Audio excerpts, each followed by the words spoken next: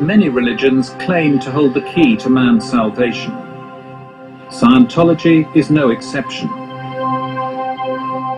The most fundamental explanation as regards Scientology's basic beliefs is that man is basically good, and that the individual is a spiritual being, that you've lived before and you'll live again, and that your capabilities are infinite, if not yet fully realized.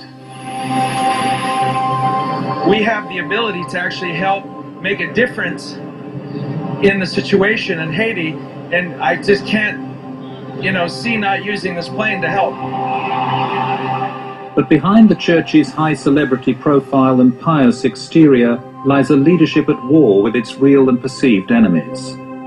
They include a growing band of former Scientologists and any media like Four Corners that dares to report their grievances.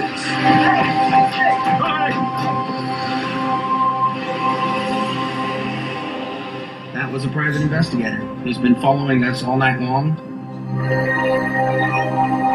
In recent months, a storm has erupted around Scientology.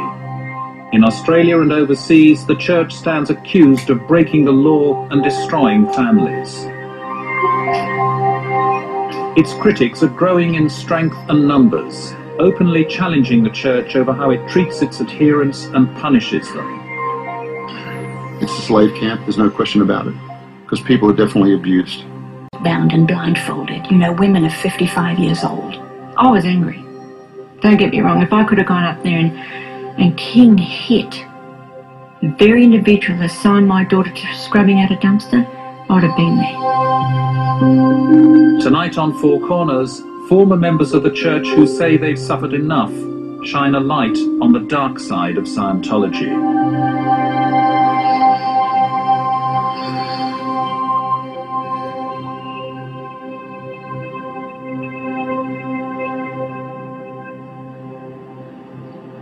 In 1968, a British camera crew caught up with an eccentric middle-aged captain on his boat, the Royal Scotsman.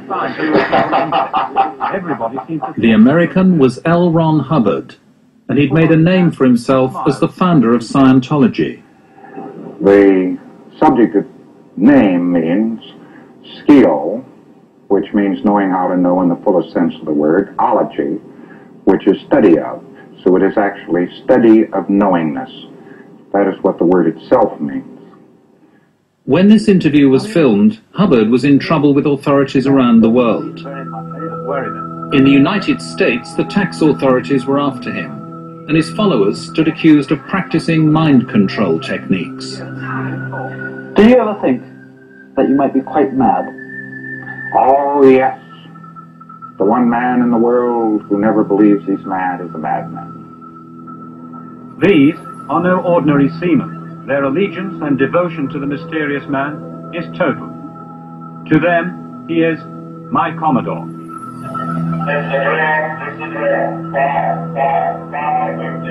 Hubbard was on the run, moving from port to port, and had surrounded himself with a core of young and loyal Scientologists. He called them the Sea Organization, or Sea Org.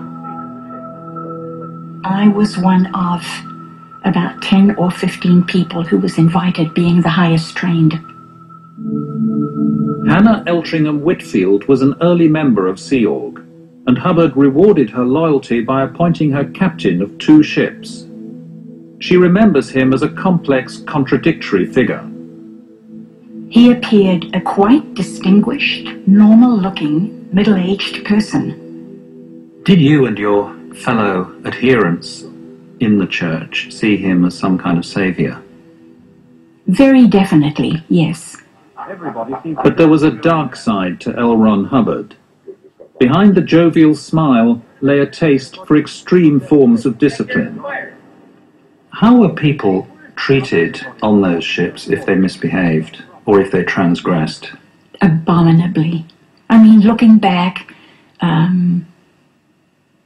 I deeply regret even my fringe participation in some of the things that went on, and I'm ashamed of some of them. People were thrown overboard, hands bound and feet bound and blindfolded, women of 55 years old, for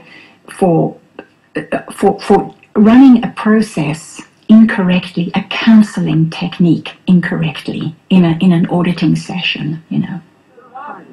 These people would be rescued, but Hubbard exercised absolute authority over his crews, and those who crossed him risked being consigned to a punishment group he called the RPF, the Rehabilitation Project Force.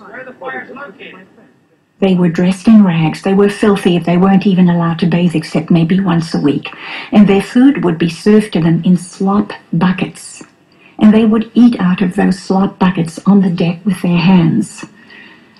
And, you know, looking back at something like that, there's no way anyone can justify not saying something, not doing something, yet not one of us spoke out, not one of us did anything. Hubbard's culture of unwavering obedience and extreme discipline survived his own passing in 1986 and continues to the present day, under the leadership of his successor. In Australia, the movement Hubbard founded has had a stormy passage. After being banned in 3 states in the 1960s, Scientology achieved the legal status of a religion in 1983, allowing it to be tax-exempt. Now, there are calls for its status to be reviewed. There definitely needs to be an inquiry into the church's status, because it's not really a church. You may have a philosophy that's religious, but it's strictly business. Joe Reish is a former rugby league star who played for Eastern Suburbs and Canterbury Bankstown back in the 1970s. He was recruited to Scientology in Sydney at the age of 19. Later, he moved to America, and tonight he's speaking out for the first time.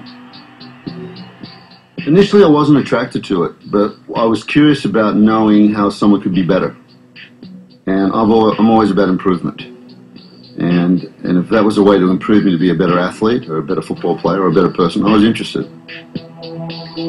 As a well-known football player, Joe Reish was treated like a star by the church. And he wasn't just successful on the field, he was a fast learner of L. Ron Hubbard's teaching. I did the highest level by the age of 23.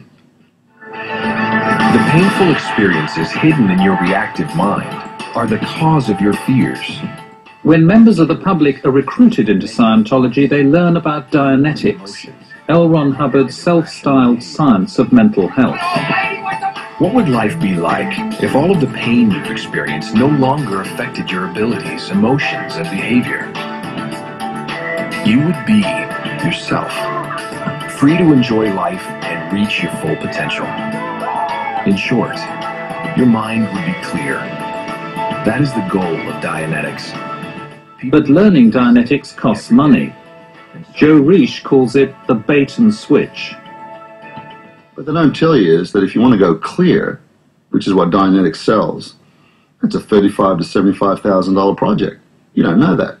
So there's your first bait and switch. You buy a $3 book, and it's going to cost you $50,000 to $75,000.